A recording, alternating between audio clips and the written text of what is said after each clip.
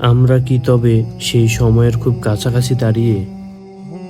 চারদিকে জুলুম, অবিচার আর প্রযুক্তির এক অদৃশ্য শিকল আমাদের চারপাশ ঘিরে ধরেছে। আপনারা কি খেয়াল করেছেন বিশ্ব অর্থনীতি কিভাবে বদলে যাচ্ছে? তেলের দাম আজ ব্যারেল প্রতি $103 দাঁড়িয়েছে। ইরান ঘোষণা দিয়েছে তারা আর ডলারের তেল বিক্রি করবে না। কেন এই পরিবর্তন? কেন ডলারের রাজত্ব আজ হুমকির মুখে? আজ আমরা উন্মোচন করব কিভাবে আমাদের চোখের সামনে দাজ্জালি সিস্টেম তাদের চূড়ান্ত জাল বুনছে এবং ইমাম মাহদী আলাইহিসসালামের আগমনের সাথে এই আধুনিক প্রযুক্তির সম্পর্ক কি? ডলারের পতন ও অর্থনৈতিক দাসত্ব। তারা বলছে সবকিছু ডিজিটাল হবে। তারা চায় আমরা যেন কাগজের টাকা বা স্বর্ণের বদলে তাদের সার্ভারের দাস হয়ে থাকি। বর্তমানে ইরান ও চীনের ইউয়ান কেন্দ্রিক রাজনীতি মূলত সেই পেট্রোডলার সাম্রাজ্যের মূলে শেষ কুঠারাঘাত। হাদিসের সেই দুর্ভিক্ষ আর অর্থনৈতিক সংকটের পদধ্বনি কি আমরা শুনতে পাচ্ছি? যখন আপনার প্রতিটি পয়সার হিসাব কোনো অদৃশ্য একচোখা সার্ভারে জমা থাকবে, তখনই আসবে সেই চূড়ান্ত নিয়ন্ত্রণের মুহূর্ত। বর্তমানে এআই যেভাবে আমাদের চিন্তা এবং গতিবিধি ট্র্যাক করছে, তা সেই দাজ্জালের ব্যবস্থারই আধুনিক রূপ। এই নজরদারি থেকে পালানোর কোনো পথ নেই, অন্তত তারা এমনটাই মনে করে। অনেকে প্রশ্ন করেন, এই হাইটেক যুগে ইমাম মাহদী কিভাবে লড়াই করবেন? মনে রাখবেন, আল্লাহ যখন চাবেন তখন একটি ইলেকট্রোম্যাগনেটিক পালস বা মহাজাগতিক কোনো ঘটনা এই পুরো ইলেকট্রনিক সিস্টেমকে সেকেন্ডের মধ্যে ধ্বংস করে দিতে পারে। তাসের ঘরের মতো ভেঙে পড়বে তাদের এই ডিজিটাল অহংকার। কে এই মহামানব? এই অন্ধকারের মধ্যেই উদয় হবেন এক নূরের মিনার, ইমাম মাহদী।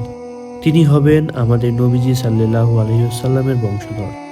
রাসূলুল্লাহ সাল্লাল্লাহু আলাইহি ওয়াসাল্লাম বলেছেন, তার নাম হবে আমার নামের মতো এবং তার বাবার নাম হবে আমার বাবার নামের মতো। তিনি ক্ষমতার লোভ করবেন না, বরং মদিনা থেকে মক্কায় পালিয়ে আসবেন ফিতনা থেকে বাঁচতে। কিন্তু আল্লাহর ইচ্ছায় পবিত্র কাবার রুকন ও মাকামে ইব্রাহিমের মাঝে মানুষ তার হাতে শপথ গ্রহণ করবে। তখন আকাশ থেকে দৈববাণী শোনা যাবে, ইনিই আল্লাহর খলিফা মাহদী। চূড়ান্ত যুগ ও প্রযুক্তির পতন। ইমাম মাহদীর বিজয় ড্রোন বা মিসাইল দিয়ে হবে না, বরং তা হবে ইমানি শক্তি আর আল্লাহর অলৌকিক মদদে। যখন দাজ্জালের প্রযুক্তি মানুষকে বিভ্রান্ত করবে, তখন ইমাম মাহদীর সাথে যোগ দেবেন ঈসা আলাইহিসসালাম। দামেস্কের সাদা মিনারের ওপরে দুই ফেরেশতার ডানার ওপরে ভর করে ঈসা আলাইহিসসালাম অবতরণ করবেন। তখন সেখানে ইমাম মাহদী আলাইহিসসালাম ফজরের নামাজের প্রস্তুতি নেবেন। ইমাম মাহদী আলাইহিসসালামের ইমামতিতে ঈসা আলাইহিসসালাম ফজরের সালাত আদায় করবেন এবং সালাত শেষে নতুন পৃথিবীর শুরু। প্রযুক্তির মায়া কাটিয়ে তখন শুরু হবে এক ইনসাফের শাসন, যেখানে পৃথিবী তার লুকানো সমস্ত ধন সম্পদ উগরে দেবে। এই ডিজিটাল কারাগার থেকে মুক্তির উপায় কি? প্রথমত, নিজের ঈমানকে মজবুত করুন। দ্বিতীয়ত, সিস্টেমের ভেতরে থেকেও সিস্টেমের বাইরে থাকার চেষ্টা করুন।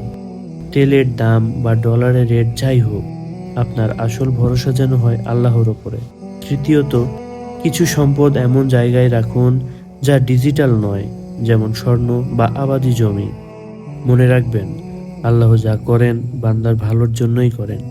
প্রযুক্তির এই মহাপ্রলয় হয়তো আসন্ন, কিন্তু মুমিনের জন্য তা হবে মুক্তির এক আনন্দ সংবাদ। আপনি কি প্রস্তুত সেই নতুন ভোরের জন্য? কমেন্টে আপনার মতামত জানান।